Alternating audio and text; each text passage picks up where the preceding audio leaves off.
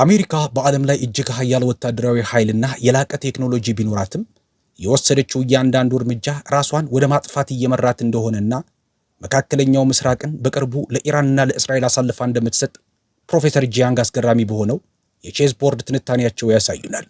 ይህንን መረጃ ለሌሎች እንዲደርስና ተጨማሪ ጥልቀት ያላቸው ትንታኔዎችን ለማግኘት ቪዲዮውን ላይክ ያድርጉ፣ ለቻናሉ ሰብስክራይብ ያድርጉ፣ ለጓደኞቹና ለቤተሰቦቹ ቪዲዮውን ሼር በማድረግ ያጋሩት። አሁን ወደ ታሪኩ እንለፍ። Okay, so I want to start today with a question. And I want you to think about this question very carefully. እሺ ዛሬ የምጀምረው በአንድ ጥያቄ ነው። መልስ ከመስጠት በፊት ግን ስለዚህ ጥያቄ በጥልቀት እንድታስብ እፈልጋለሁ። በዓለም ላይ እጅግ ኃያል ሀገር ከሆንክ፣ ግዙፍ ወታደራዊ ኃይል፣ ግዙፍ ኢኮኖሚና እጅግ የላቀ ቴክኖሎጂ ካለ እንዴት ጦርነት ትሸነፋለህ? ብዙ ሰዎች አትሸነፍም፣ ያን ያህል ኃያል ከሆንክ በፍጹም ልትሸነፍ አትችልም ይላሉ። ልክ እንደዚህ አይነቱ አስተሳሰብ ነው እንግዲህ ታላላቅ መንግስታትን የሚያፈራርሰው። ምክንያቱም የታሪክ ሁኔታ የሚነግረን ሌላ ነው። እስካሁን ድረስ የወደቁ ታላላቅ መንግስታት በሙሉ ሮም፣ ሞንጎሊያ፣ ብሪታንያ፣ ሶቪየት ህብረት የወደቁት በጦር ሜዳ በበለጠ ኃይል ተሸንፈው አይደለም። የወደቁት አንድን ስህተት ደጋግመው በመስራታቸው ነው። ያ የወሰዱት እርምጃ እንደማይሰራ እያዩ እንኳ ማቆም አልቻሉም። ጨዋታው መጫወታቸውን እንዲቀጥሉ አስገደዳቸው። እያንዳንዱ እርምጃቸውም ወደ ተመሳሳይ መጨረሻ መራቸው። ዛሬ ላሳየ የምፈልገው ይህንን ነው። የሶስተኛውን ዓለም ጦርነት የቼዝ ቦርድ ላሳየ እፈልጋለሁ። አራቱን ተጫዋቾች እያንዳንዳቸው እንዴት እንደሚያስቡና ምን እንደሚፈልጉ አሳያለሁ። ከዚያም አንድ የሚያስገርም ነገር እነግርሃለሁ። አሜሪካ በዚህ የቼዝ ቦርድ ላይ ምንም አይነት እርምጃ ብትወስድ፣ ጦርነት ብታባብስ፣ ብትደራደር፣ ብትወር ወይም ብታፈገፍግ እያንዳንዱ እርምጃ ወደ አንድ ቦታ ብቻ ያመራል። እርሺ እንግዲህ ቦርዱን እናዘጋጅ። So first I want to introduce my chess framework, okay? Because this is how I want you to think about what is happening in the world. በመጀመሪያ የቼዝ ማዕቀፌን ላስተዋውቃችሁ። እርሺ ምክንያቱም በዓለም ላይ የሆነ ያለውን ነገር በዚህ መንገድ እንድታስቡት ነው የምፈልገው። እያንዳንዱ ሀገር እንደ አንድ የቼዝ ስብስብ ነው። እያንዳንዱ ቁራጭ ደግሞ የተለየ ነገር ይወክላል። ንጉሱ የሀገሪቱ የፖለቲካ ስርዓት ነው። እርሱ እጅግ በጣም አስፈላጊው ቁራጭ ነው። ንጉሱ ከወደቀ ጨዋታው ያበቃል። ንግስቲቱ ደግሞ ታላቁ ስልት ወይም ግራንድ ስትራቴጂ ናት። ታላቁ ስልት ማለት አንዲት ሀገር ዓለምን የምታይበትና ዓለምን ለመቆጣጠር የምትሞክርበት መንገድ ነው። ከዚያም ጳጳሳቱ፣ ቢሾፕስ፣ ፈረሰኞቹ፣ ናይትስ እና ግንቦቹ ሩክስ ወይም ካስል አሉ። እነዚህ የጥቃት መንገዶች አንዲት ሀገር ታላቋን ስልቷን ለማሳካት የምትጠቀምባቸው መሳሪያዎችና ስልቶች ናቸው። በመጨረሻም ሜዳዮቹ ወይም ወታደሮቹ ፖንስ አሉ። ሜዳዮቹ መስዋዕት የሚሆኑ መሳሪያዎች ናቸው። ዝም ብለህ ትጥላቸዋለህ። ስለ እነሱ ግድ አይሰጥህም። ቦታን ለማሻሻል ብቻ ትጠቀምባቸዋለህ።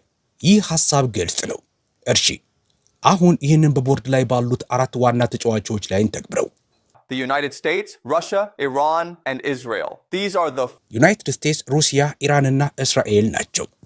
ትርጉም ያላቸው አራቱ ቁራጮች እነዚህ ናቸው። ቻይናና ህንድ። ሰዎች ሁልጊዜ ስለ ቻይናና ህንድ እንደሚጠይቁ አውቃለሁ። ነገር ግን ቻይናና ህንድ በባህላዊና ታሪካዊ ምክንያቶች በኋላ እንደማብራራው በዚሁ መንገድ ታላቅ ስልት ያላቸው ተጫዋቾች አይደሉም። እነሱ ምላሽ ይሰጣሉ እንጂ ጀማሪ አይደሉም። ስለዚህ አራቱ ተጫዋቾች አሜሪካ፣ ሩሲያ፣ ኢራንና እስራኤል ናቸው። በቦርዱ ላይ እናስቀምጣቸዋለን። እንዴት እንደሚያስቡ፣ እንዴት እንደሚንቀሳቀሱና አሜሪካ የምታደርገው እያንዳንዱ እርምጃ ለምን ወደ አንድ ቦታ ብቻ እንደሚመራ እንረዳለን። በአሜሪካ በዩናይትድ ስቴትስ እንጀምር። ንጉሱ የፖለቲካ ስርዓቱ ዲሞክራሲ ነው። ዲሞክራሲ ጥንካሬም ድክመትም ነው። ጥንካሬው ዲሞክራሲ ፈጠራን ይፈቅዳል። ክርክርን፣ ፈጠራንና ግልጽነትን ይፈቅዳል። አሜሪካ እንደ ጎግል፣ አፕል እና ማይክሮሶፍት ያሉ ተቋማትን ያፈራችው በዚህ ነው። ዲሞክራሲ ብልህ ሰዎችን ይሸልማል። ምክንያቱም ብልህ ሰዎች ወደ ላይ መውጣት ይችላሉ። ነገር ግን ዲሞክራሲ አንድ ገዳይ ድክመት አለው። እርሱም መከፋፈል ወይም ፖላራይዜሽን ይባላል። ተመልከት፣ በዲሞክራሲ ውስጥ የተለያዩ የፖለቲካ ፓርቲዎች አሉ። እነዚህ ፓርቲዎች አንድ ደረጃ ላይ ሊደርሱ ይችላሉ። አሜሪካም አሁን ይህ ደረጃ ላይ ደርሳለች። ሀገርን ከመምራት ይልቅ እርስ በርስ መተላለቅ ላይ የበለጠ ትኩረት ያደርጋሉ። ትራምፕ ከሩሲያውያን፣ ከኢራናውያን ወይም ከቻይናውያን ይልቅ ዲሞክራቶችን በበለጠ ይጠላል። እውነታው ይህ ነው። ይህ ማለት ስልታዊ በሆነ መንገድ በጣም አስፈላጊ ነው። ምክንያቱም አሜሪካን ማሸነፍ ከፈለግ አስታውስ፣ አሜሪካን በወታደራዊ ኃይል ማሸነፍ አትችልም። የማይታሰብ ነው። አሜሪካን የምታሸንፈው ይህንን መከፋፈል በማጥለቅ ነው። የውስጥ ጦርነቱን ታባብሰዋለህ፣ ልዩነቱን ታሰፋዋለህ። በመጨረሻም አሜሪካ ከውስጥ ትፈራርሳለች። ገባህ? የአሜሪካን ንጉሥ ቼክ የምታደርገው በዚህ መንገድ ነው። Deeper, and eventually America collapses from the inside. Okay? That is how you put the American king in check. Now the queen, the grand strategy of America. America's grand strategy is what I call defensive aggrandizement. አሁን ንግስቲቱ የአሜሪካ ታላቅ ስልት እኔ መከላከያን መሰረት ያደረገ ራስን ማስፋፋት የምለው ነው። እሺ ይህንን በቀላል ቋንቋ ላብራራው። የአሜሪካ ግብ መጀመሪያ የሰሜን አሜሪካን ደህንነት ሙሉ በሙሉ ማረጋገጥ ነው። በዚህም ማንም ኃይል የአሜሪካን መሬት ፈጽሞ እንዳይዝ፣ ከዚያም ካረጋገጠችው መሰረት ተነስታ ቀሪውን ዓለም መቆጣጠር ነው። ዓለምን በቀጥታ በመግዛት ሳይሆን ሌላ ማንኛውም ሀገር የአሜሪካን የበላይነት ፈጽሞ መገዳደር እንዳይችል በማድረግ ነው። እሺ ስለዚህ አሜሪካ ዓለምን ለመውረር እየሞከረች አይደለም። ማንም ሰው እሷን ለመገዳደር የሚያስችል በቂ አቅም እንዳይኖረው እያደረገች ነው እንጂ። ታላቁ ስልት ነው። የጥቃት መንገዶቹም ለአሜሪካ ጳጳሳት፣ ፈረሰኞችና ግንቦች 3 ነገሮች ናቸው። አንደኛው ወታደራዊ ኃይል፣ በዓለም ላይ እጅግ ግዙፉ ወታደራዊ ኃይል። ሁለተኛው ዶላር፣ የአሜሪካ ዶላር የዓለም ንግድ መገበያያ ነው። ይህ ብዙ ሰዎች የማይገነዘቡት ግዙፍ የኃይል ምንጭ ነው። ሶስተኛውና ይህ በጣም የሚገርመው ነው፣ ቴክኖሎጂና ኤአይ ወይም ሰው ሰራሽ አስተውሎት። አሜሪካ በዓለም ላይ እጅግ የላቀውን ቴክኖሎጂ ትቆጣጠራለች። ኢንቪዲያ፣ ጎግል፣ ማይክሮሶፍት፣ ኦፕን ኤአይ። ይህ ለአሜሪካ የክትትል ስርዓት የመገንባት መረጃን የመቆጣጠርና ዓለም ራሷን የምታይበትን መንገድ የመቅረጽ አቅም ይሰጣታል። እናም ወታደሮቹ ለአሜሪካ ወታደሮቹ ማለት አሜሪካ የምታዛቸውን ሁሉ የሚያደርጉ ሀገራት ናቸው። አውሮፓ፣ የባህረ ሰላጤው ሀገራት ወይም ጂሲሲ፣ ሳውዲ አረቢያ፣ ኤሚሬትስ፣ ኩዌት፣ ጃፓን፣ ደቡብ ኮሪያ። እነዚህ ሀገራት የአሜሪካ ሜዳዮች ናቸው፣ ወይም በቼዝ ላይ ያሉት ፖውን ወታደር የምንላቸው። አስፈላጊ ሲሆን መስዋዕት ይሆናሉ። በዚህ ጉዳይ ላይ ብዙ ምርጫ የላቸውም። እርሺ አሁን በቦርዱ ላይ ያለችውን አሜሪካ አይተናል። አሁን ደግሞ ወደ ሩሲያ እንለፍ። Now let's look at Russia. Russia's king, the political system, is what I would call authoritarian tradition. የሩሲያ ንጉስ ማለትም የፖለቲካ ስርዓቱ እኔ አምባገነናዊ ወግ አጥባቂነት የምለው ነው። ሩሲያ ከላይ ባሉ በጣም ጥቂት ሰዎች የምትመራ ናት። የዚህ ስርዓት እሴቶችም ወግ አጥባቂነት፣ ባህል፣ ሃይማኖት፣ ብሔርተኝነትና የኦርቶዶክስ ቤተክርስቲያን ናቸው። እርሺ ሩሲያ ዲሞክራሲ አይደለችም፣ መሆንም አትፈልግም። የሩሲያ ንጉስ ቁልፍ ነጥብ ደግሞ ይህ ነው። በእውነቱ በጣም የተረጋጋ ነው። ምክንያቱም ሩሲያውያን ለመከራ ያላቸው የመቋቋም አቅም በጣም ከፍተኛ ነው። የሞንጎላውያንን ወረራ፣ የናፖሊዮንን ጦርነቶች፣ ሁለቱን የዓለም ጦርነቶችና ስታሊንን አልፈዋል። ሩሲያውያን እንዴት መከራን ችለው መቀጠል እንደሚችሉ ያውቃሉ። ይህ የሩሲያን ንጉስ ቼክሜት ለማድረግ በጣም ከባድ ያደርገዋል። የሩሲያ ንግስት ማለትም ታላቁ ስልቷ የታሪክ ምሁራን የሶስተኛዋ ሮም ርዕዮተ ዓለም ወይም ሰርድ ሮም አይዲዮሎጂ የሚሉት ነው። እርሺ ላብራራው። ሮም የመጀመሪያዋ ታላቅ የክርስትና መንግስት ነበረች። ሮም ስትወድቅ የነበረው የምስራቁ የሮም ግዛት ቁስጢንጢንያ ሁለተኛዋ ሮም ሆነች። ቁስጢንጢንያ በ1453 እንደ ኤሮፓውያን አቆጣጠር በኦቶማን እጅ ስትወድቅ ሩሲያ ራሷን እንደ ሶስተኛዋ ሮም የክርስትና ስልጣኔ ወራሽና ከብልሹና ከወደቀው ምዕራባዊ ዓለም ጋር የምትታገል የባህላዊ እሴቶች የመጨረሻ ጠባቂ አድርጋ ወጀች። ይህ ታሪክ ብቻ አይደለም። ሩሲያውያን ዛሬም ስለ ራሳቸው የሚያስቡት በዚህ መንገድ ነው። ፑቲንና አብዛኛው ሩሲያዊ ሩሲያ ከምዕራባውያን ቁሳዊነትና ብልሽት ጋር መንፈሳዊ ጦርነት እያካሄደች እንደሆነ በልባቸው ያምናሉ። ይህ በጣም አስፈላጊ ነው። ምክንያቱም ሩሲያ በቀላሉ እጅ አትሰጥም ማለት ነው። ሩሲያን ከዚህ ጦርነት በገንዘብ ልትገዛት አትችልም። ማዕቀብ ጥለህ ሩሲያ እጅ እንድትሰጥ ልታደርጋት አትችልም። ምክንያቱም ለሩሲያ ይህ ስለ ገንዘብ አይደለም፣ ይህ ስለ ማንነት ነው። ይህ ስለ ማንነታቸው ነው። የሩሲያ የጥቃት መንገዶች 3 ነገሮች ናቸው። አንደኛው ኃይል ወይም ኢነርጂ ነው። ሩሲያ በዓለም ላይ ትልቁ የተፈጥሮ ጋዝ ክምችት አላት። አውሮፓን በክረምት ማቀዝቀዝ ትችላለች። ይህ ግዙፍ መሳሪያ ነው። ሁለተኛው ወታደራዊ ጽናት ወይም ሚሊተሪ ሬዚሊየንስ ነው። ሩሲያ በዩክሬን ውስጥ ግዙፍ ኪሳራዎችን ችላ መዋጋቷን መቀጠል እንደምትችል አሳይታለች። ሶስተኛውና ዋናው ደግሞ መልክዓ ምድር ወይም ጂኦግራፊ ነው። ሩሲያ በምድር ላይ ትልቁን ግዛት ትቆጣጠራለች። ሩሲያን መውረር አትችልም። ናፖሊዮን ሞክሮ ነበር። ሂትለር ሞክሮ ነበር። ሁለቱም ጠፍተዋል። የሩሲያ መልክዓ ምድር የመጨረሻው መከላከያዋ ነው። የሩሲያ ወታደሮች ቤላሩስ፣ የመካከለኛው እስያ ክፍሎችና ከመውደቋ በፊት ሶሪያ ነበሩ። ኩባና አሁን ደግሞ ኢራንና የተቃውሞ ጎራ ወይም ሬዚስተንስ አክሲስ ናቸው። አሁን ወደ ኢራን እንሄድ። Iran's king, the political system, is the Islamic Republic. የኢራን ንጉሥ የፖለቲካ ስርዓቱ የእስላማዊ ሪፐብሊክ የጠቅላይ መሪ ስርዓት ነው። ይህ ስርዓት ደግሞ በተለየ ሁኔታ በአንድ ሐሳብ ዙሪያ የተገነባ ነው። የባዕዳን የበላይነትን መቋቋም። ከ1979 ጀምሮ እንደ ኤሮፓውያን አቆጣጠር ማለት ነው። መላው የኢራን የፖለቲካ ስርዓት የተቀረጸው አሜሪካና እስራኤል ኢራንን ለማጥፋት ይፈልጋሉ፣ ስለዚህ ኢራን በማንኛውም ዋጋ መቋቋም አለባት በሚለው ሐሳብ ላይ ነው። ይህ የፍርሃት ቅዠት ወይም ፓራኖያ አይደለም። ይህ ትክክለኛው እውነታ ነው። አሜሪካ ላለፉት 45 ዓመታት በኢራን ላይ ማዕቀብ ስትጥል፣ የኢራን ሳይንቲስቶችን ስትገድልና የኢራንን ጠላቶች ስትደግፍ ቆይታለች። እና ዋናው ነጥብ እዚህ ጋር ነው። የኢራን የፖለቲካ ስርዓት በዚህ ምክንያት በጣም ጽኑ ነው። በቅርቡ ጠቅላይ መሪው ሲገደል ኢራን ለአንድ ሙሉ ሳምንት ያለ መሪ ነበረች። እና ምን ሆነ? የታጠቁ ኃይሎች መዋጋታቸውን ቀጠሉ። መንግስቱ ስራውን ቀጠለ። ህዝቡ በሚሊዮኖች የሚቆጠር ሆኖ አደባባይ ወጣ። መሪዎቻቸውን በመግደል ኢራንን መስበር አትችልም። ስርዓቱ የተቀረጸው በአንድ ግለሰብ ላይ እንዳይመሰረት ተደርጎ ነው። የኢራን ንግሥት ማለትም ታላቁ ስልቷ እኔ ጦርነቱን በማራዘምና በማዳከም የበላይነትን ማግኘት ወይም ኤስካሌሽን ዶሚናንስ ስሩ አትሪሽን የምለው ነው። ይህንን በጥንቃቄ ላብራራው፣ ምክንያቱም ይህ መላውን ጦርነት ለመረዳት ቁልፍ ነውና። ኢራን በፍጥነት ለማሸነፍ አትሞክርም። ኢራን በፍጥነት ለማሸነፍ ሞክራ አታውቅም። የኢራን ስልት ከኢራን ጋር የመዋጋት ዋጋ በኢኮኖሚ በፖለቲካና በወታደራዊ ረገድ በጣም ከፍተኛ በማድረግ በመጨረሻ ሌላኛው ወገን እጅ እንዲሰጥ ማድረግ ነው። በ1980ዎቹ በኢራን ኢራቅ ጦርነት ወቅት የሆነውን በትክክል ይኸው ነው። በአሜሪካ በሳውዲ አረቢያና በአውሮፓ የምትደገፈው ኢራቅ ኢራንን ወረረች። 8 ዓመታት ጦርነት ተካሄደ። በመጨረሻም የትኛውም ወገን በወታደራዊ መንገድ አላሸነፈም። ነገር ግን ኢራን በሕይወት ቀጠለች። የኢራቅ አገዛዝ ደግሞ ከጊዜ በኋላ በ2003 ወደቀ። ኢራን ግን አሁንም ቆማለች። ይህ ስልት ማለትም ዋጋውን የማይቻል ማድረግ እና ጠላት እጁን እስኪሰጥ መጠበቅ ኢራን አሁን እያደረገችው ያለችው ነገር ነው። የሆርሙዝ የነዳጅ ዋጋን ማናር፣ የባህረ ሰላጤው ሀገራትን መሰረተ ልማት መምታት፣ የዓለም ኢኮኖሚ ህመሙ እንዲሰማው ማድረግና የአሜሪካ የፖለቲካ ፍላጎት እስኪፈራረስ መጠበቅ። የኢራን የጥቃት መንገዶች 3 ነገሮች ናቸው። አንደኛው ሚሳኤሎችና ድሮኖች። አሜሪካና እስራኤል ካሏቸው መቃወሚያዎች ይልቅ ኢራን ብዙ ሚሳኤሎች አሏት። የዚህ ጦርነት ቁልፍ አለመመጣጠን ወይም አሲሜትሪ ነው። አንድ የኢራን ድሮን $50,000 ያወጣል። አንድ የአሜሪካ መቃወሚያ ደግሞ ከ3 ሚሊዮን እስከ 10 ሚሊዮን ዶላር ያወጣል። ቀደም ብለን ተነጋግረናል። መቃወሚያ እንዲተኮስ የሚያስገድድ እያንዳንዱ ድሮን አሜሪካን ከኢራን ከ60 እስከ 200 እጥፍ የበለጠ ዋጋ ያስከፍላታል። ይህ ሂሳብ ዘላቂ ሊሆን አይችልም።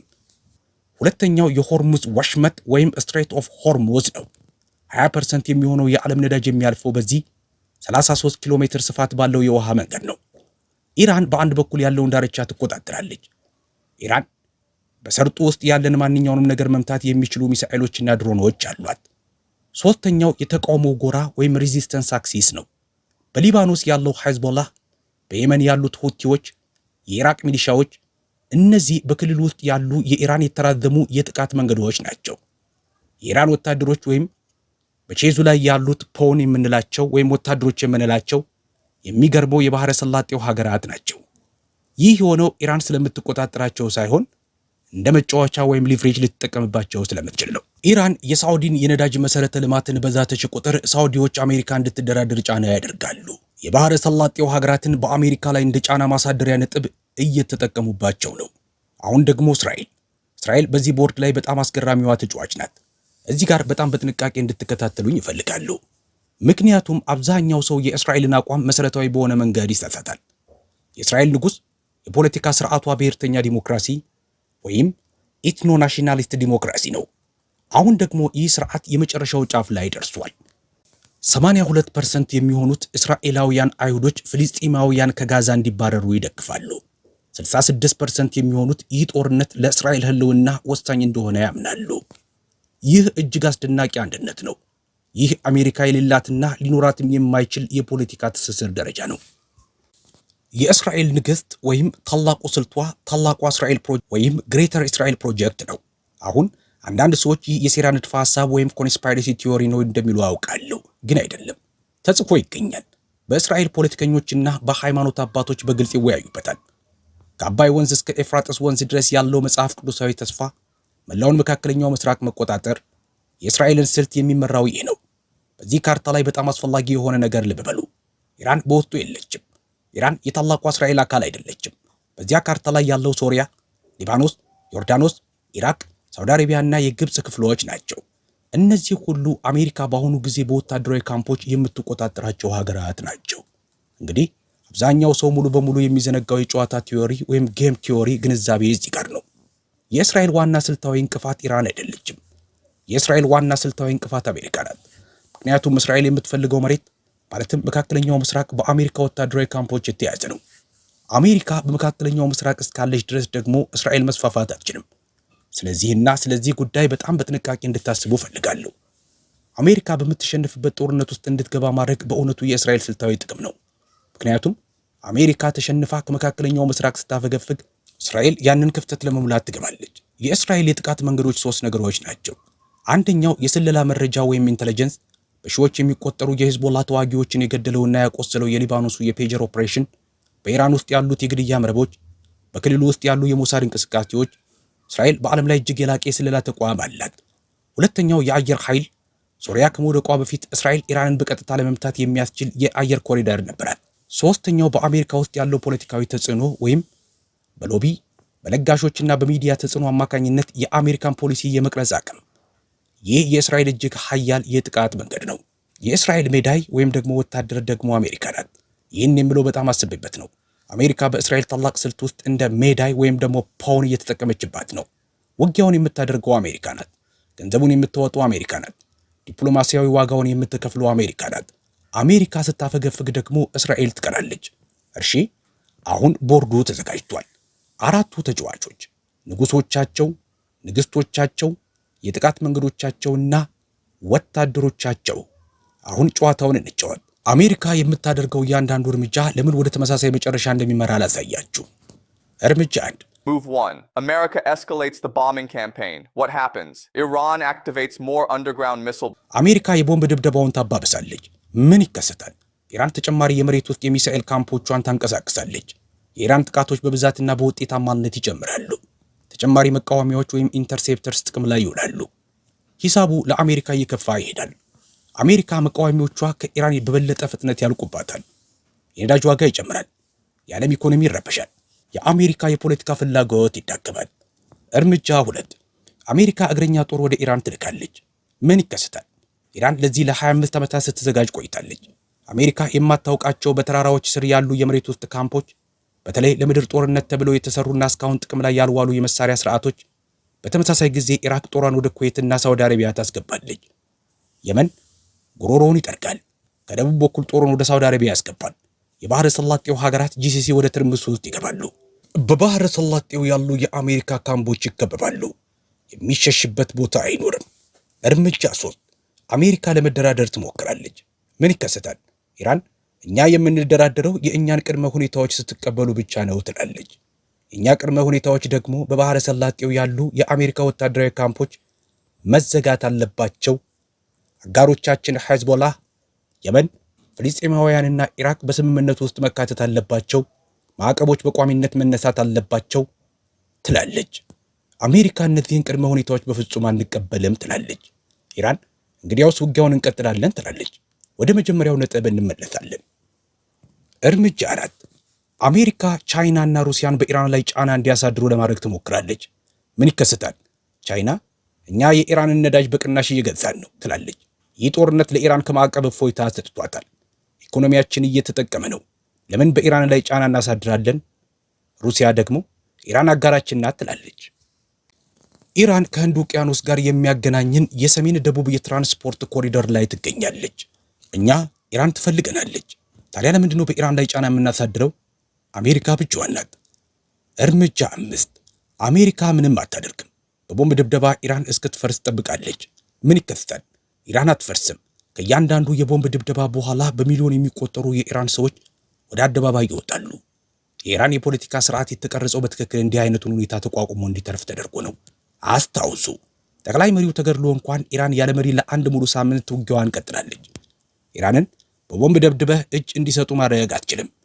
ሰርቢያ በመላው ኔቶ ለ78 ቀናት ተደብድባ እጅ አልሰጠችም። ኢራን ደግሞ ከሰርቢያ በ4 እጥፍ ትበልጣለች። የ10 እጥፍ ጽናትም አላት። እያንዳንዱ እርምጃ ተመሳሳይ መጨረሻ። አሜሪካ በመጨረሻ ከመካከለኛው ምስራቅ መውጣት ይኖርባታል። ታዲያ ለምንድነው እንዲህ የሆነው? ለምንድነው ቦርዱ በዚህ መንገድ የተዋቀረው? የዚህን ትምህርት እጅግ ጥልቅ ግንዛቤ ልሰጣችሁ የምፈልገው እዚህ ጋር ነው። እሺ፣ ስለዚህ በጥንቃቄ አዳምጡ። ቦርዱ በዚህ መንገድ የተዋቀረው አሜሪካ እየወደቀች ያለች መንግስት ወይም ዲክላይኒንግ ኢምፓየር ስለሆነች ነው። They lash out, they start wars they cannot win, they make decisions that make no እየወደቁ ያሉ መንግስታት ደግሞ የሚያደርጉት በትክክል ይህንን ነው። በገደብ የለሽ ቁጣ ይወራጫሉ። ማሸነፍ የማይችሉትን ጦርነት ይጀምራሉ። ምንም አይነት ስልታዊ ትርጉም የሌላቸውን ውሳኔዎች ይወስናሉ። በዚህ ላይ የታሪክ ማስረጃው እጅግ ግዙፍ ነው። በፔሎፖኔዥያ ጦርነት ወቅት አቴንስን አስቡ። አቴንስ የግሪክ ዓለም የበላይ ኃይል ነበረች። ከዚያም ምንም አይነት ስልታዊ ትርጉም የሌለውን የሲሲሊ ወረራ ጀመረች። ለምን ያደረጉት? ምክንያቱም እየወደቁ ያሉ ኃይሎች ተስፋ ይቆርጣሉ። ትናንሽ እርምጃዎች የበላይነታቸውን ለማስቀጠል ስለማይበቁ ትልልቅ ቁማር ይጫወታሉ። አቴንስ በሲሲሊ ወረራ ተሸነፈች። አብዛኛውን የባህርና የምድር ጦሯን አጣች። ዳግመኛም አላገገመችም። የፔሎፖኔዥያ ጦርነትን ተሸነፈች። ከዚያ በኋላ ደግሞ የበላይ ኃይል ሆና አታውቅም። ወይም በታሪክ የሶቪየት ህብረትን በአፍጋኒስታን አስቡ።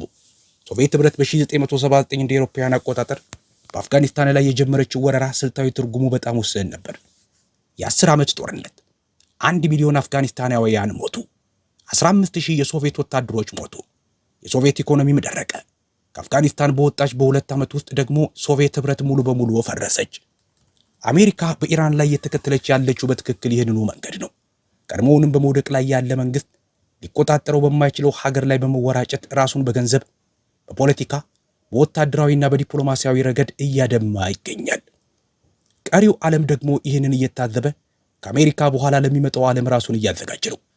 እናም ከአሜሪካ በኋላ የሚመጣው ይህ ነው። አሜሪካ ከመካከለኛው ምስራቅ ስታፈገፍግ፣ እናም እያልኩ ያለሁት ከወጣች እንጂ ከወጣች አይቀርም አይደለም። ዓለም በሁለት የንግድ መረቦች ዙሪያ እንደገና ትደራጃለች። የመጀመሪያው እኔ ፓክስ ጁዲያ የምለው ነው። በመካከለኛው ምስራቅ እምብርት ላይ የምትገኘው እስራኤል አውሮፓን ከህንድ፣ ህንድን ከአፍሪካ፣ አፍሪካን ከዩክሬን የሚያገናኝ አዲሱ የንግድ ማዕከል ትሆናለች። እስራኤል የዳታ ማዕከላትን ወይም ዳታ ሴንተርስ ትቆጣጠራለች። በመካከለኛው ምስራቅ ከማንኛውም ሀገር የበለጠ የዳታ ማዕከላት አሏት። በክልሉ ውስጥ ምርጥ ዩኒቨርሲቲዎች አሏት። ምርጥ የቴክኖሎጂ ተሰጥኦ አላት። የጠቅላላውን ክልል የኤአይ እና የክትትል መሰረተ ልማት ልትወጥ ትችላለች። ይህንን የምታደርገው ሀገራትን በወታደራዊ ኃይል በመያዝ ሳይሆን የፋይናንስና የቴክኖሎጂ መዋቅሩን በመቆጣጠር ነው። ይህ አሜሪካ ከተከተለችው ስርዓት እጅግ የላቀና የተራቀቀ የመንግስት ወይም ኢምፓየር አይነት ነው። ሁለተኛው መረብ የኢሮዥያን ኮሪደር ነው። በቤልት ኤንድ ሮድ ኢኒሺዬቲቭ እና በሰሜን ደቡብ ትራንስፖርት ኮሪደር መሃል የተቀመጠችው ኢራን ሩሲያን ከህንድ፣ ቻይናን ከአውሮፓ የምታገናኝ ማዕከል ትሆናለች።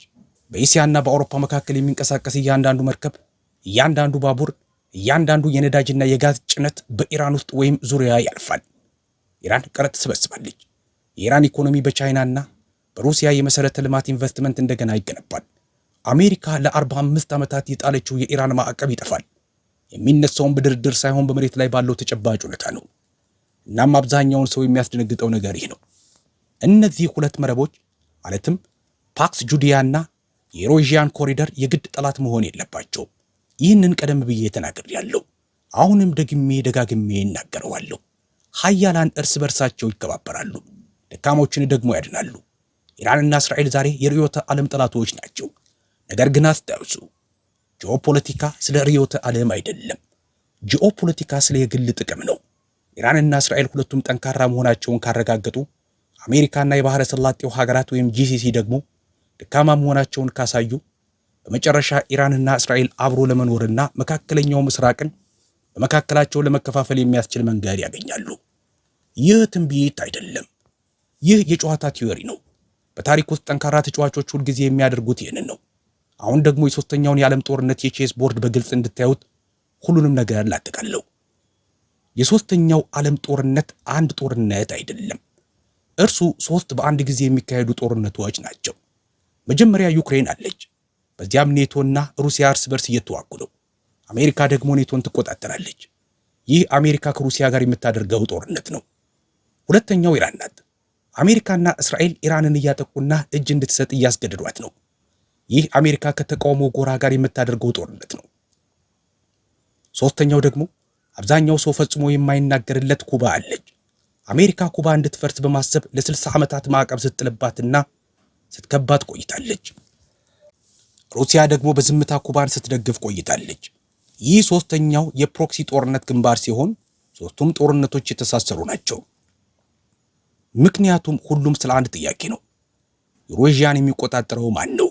የአሜሪካ ብሔራዊ ደህንነት አማካሪ የነበሩት ዝቢግኒው ብሪዝንስኪ በ1997 ታላቁ የቼስ ቦርድ ወይም ዘ ግራንድ ቼስ ቦርድ የሚል መጽሐፍ ጽፈው ነበር። በዚያ መጽሐፍ ውስጥ ዩሬዥያን የሚቆጣጠር ዓለምን ይቆጣጠራል ብለዋል። አሜሪካ ደግሞ ማንኛውም ነጠላ ኃይል ወይም የኃይላት ስብስብ ዩሬዥያን ፈጽሞ እንዳይቆጣጠሩ ማረጋገጥ አለባት ብለዋል። ባለፉት 30 ዓመታት መላው የአሜሪካ ስልት በዚህ አንድ ሐሳብ ላይ የተመሰረተ ነው። ችግሩ ግን አሜሪካ ዩሬዥያን በሶስቱም ግንባሮች በአንድ ጊዜ እያጣች መሆኑ ነው። በዩክሬን ሩሲያ የማዳከም ጦርነቱን እያሸነፈች ነው። በኢራን የተቃውሞው ጎራ በህይወት ከመቆየት ባለፈ እየጠነከረ ነው። በኩባ ደግሞ የ60 ዓመቱ ከበባ መንግስቱን ማፍረስ አልቻለም። አሜሪካ በዩሬዥያ የቼዝ ቦርድ ላይ እያንዳንዱን እርምጃ ተጫውታለች። ነገር ግን አንዳቸውም አልሰሩም። አሁን ደግሞ የምታደርጋቸው እርምጃዎች እያለቁባት ነው። አሜሪካ እየተሸነፈች ያለችው ጠላቶቿ በጣም ኃያል ስለሆኑ አይደለም። አሜሪካ እየተሸነፈች ያለችው ጁሊያን አሳንጅ በተናገረው ምክንያት ነው። የእነዚህ ጦርነቶች ዓላማ ማሸነፍ አይደለም። ዓላማው ወታደራዊ ኢንዱስትሪ ውስብስብ ወይም ሚሊተሪ ኢንዱስትሪያል ኮምፕሌክስ ተቋማት የአሜሪካን ግብር ከፋይ ገንዘብ ወደ ዓለም አቀፍ ልሂቃን እንዲሸጋገሩ የማይቆም ጦርነት እንዲኖር ማድረግ ነው። የአሜሪካ ወታደራዊ ኃይል ጦርነትን ለማሸነፍ ሳይሆን ትርፍ ለማምረት የተገነባ ነው። ለትርፍ ተብሎ በተገነባው ወታደራዊ ኃይል ደግሞ እውነተኛ ጦርነቶችን ማሸነፍ አትችልም። በ50,000 የሚሰራ የኢራን ድሮን የ10 ሚሊዮን ዶላር የአሜሪካን መቃወሚያ ስርዓት እያሸነፈ ነው።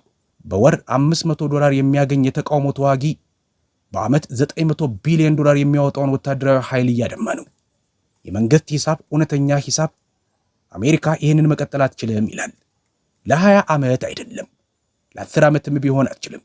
የኢኮኖሚ ጫናው አሁንም እየጨመረ ነው። የነዳጅ ዋጋ በአንድ በርሚል $150 ወይም $200 ሊገባ ይችላል። የባህረ ሰላጤው ሀገራት የውሃ አቅርቦት ስጋት ላይ ነው። የፔትሮ ዶላር ስርዓት እየተሰነጣጠቀ ነው።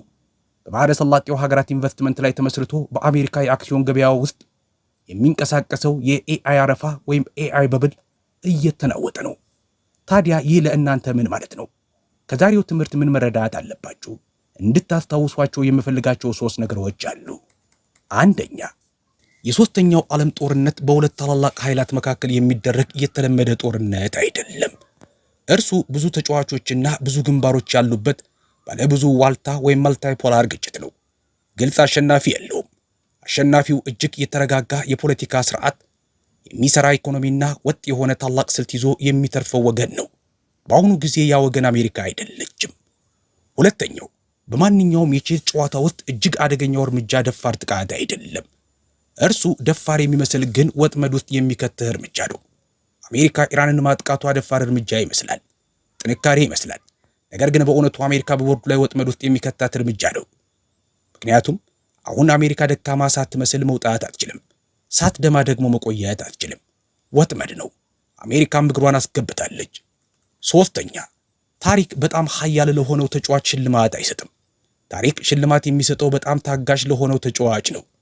ሮም በአንድ ቀን አልተገነባችም፣ በአንድ ቀንም አልወደቀችም። የወደቀችው ለዘመናት በቆየ ከልክ ያለፈ መስፋፋት፣ ሙስናና ዓላማ በማጣት ነው። አሁን በአሜሪካ እያየን ያለነውም ያንኑ ሂደት ነው። ዓለም በፍጥነት እየተንቀሳቀሰች ስለሆነ ሂደቱ ብቻ እየፈጠነ ነው። በ2024 3 ትንቢቶችን ተናግሬ ነበር። ትራምፕ ያሸንፋል፣ አሜሪካ ከኢራን ጋር ጦርነት ውስጥ ትገባለችና አሜሪካ ይህንን ጦርነት ትሸንፋለች። ይህም የዓለምን ስርዓት ለዘላለም ይለውጠዋል። የመጀመሪያዎቹ 2 እውን ሆነዋል። ሶስተኛው ደግሞ አሁንም እየታየ ነው። በየቀኑ ቦርዱን ስመለከት፣ በየቀኑ እርምጃዎቹን ሳጠና ሶስተኛው ትንቢትም እውን እንደሚሆን ያለኝ እምነት እየጨመረ እንጂ እየቀነሰ አይደለም። ቦርዱ ተዘጋጅቷል። ቁራጮቹ በቦታቸው ተቀምጠዋል። አሜሪካ የምታደርገው እያንዳንዱ እርምጃ ወደ ተመሳሳይ መጨረሻ ይመራታል። እርሺ፣ እንግዲህ የዛሬው ትንታኔ ይህ ነው። ይህ ትንቢት ሳይሆን በታሪክ መዋቅር ላይ የተተገበረ የጨዋታ ቲዮሪ ወይም ጌም ቲዮሪ ነው። የተናገርኩትን ሁሉ ተጠራጠሩ፣ በማስረጃውም ፈትኑት።